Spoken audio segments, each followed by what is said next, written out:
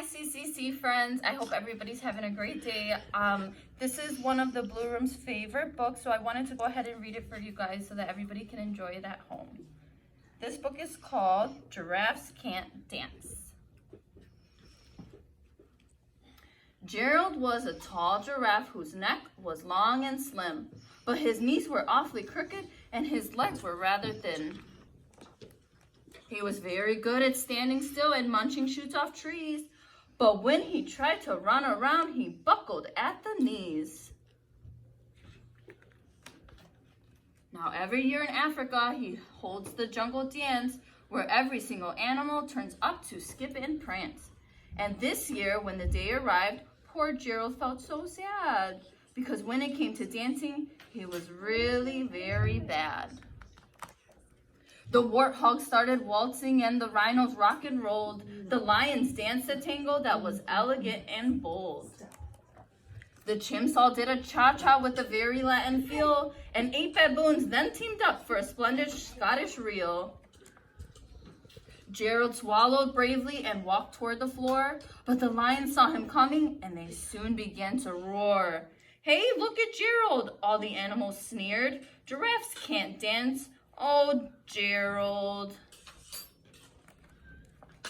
Gerald simply froze up. He was rooted to the spot. "They're right," he thought. "I'm useless. Oh, I feel like such a clop."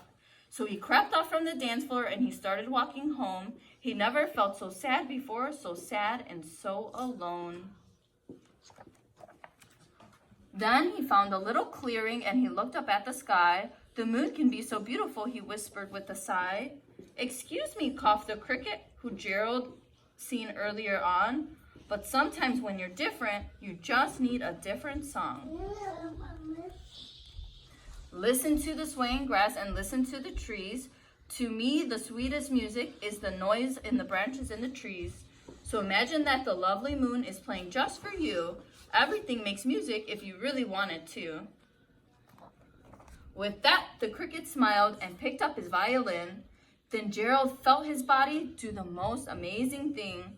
His hooves had started shuffling, making circles on the ground. His neck was gently swaying and his tail was swishing around.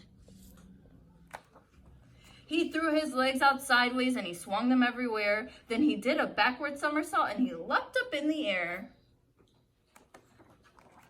Gerald felt so wonderful, his mouth was open wide. "I'm dancing, yes, I'm dancing, I'm dancing," Gerald cried.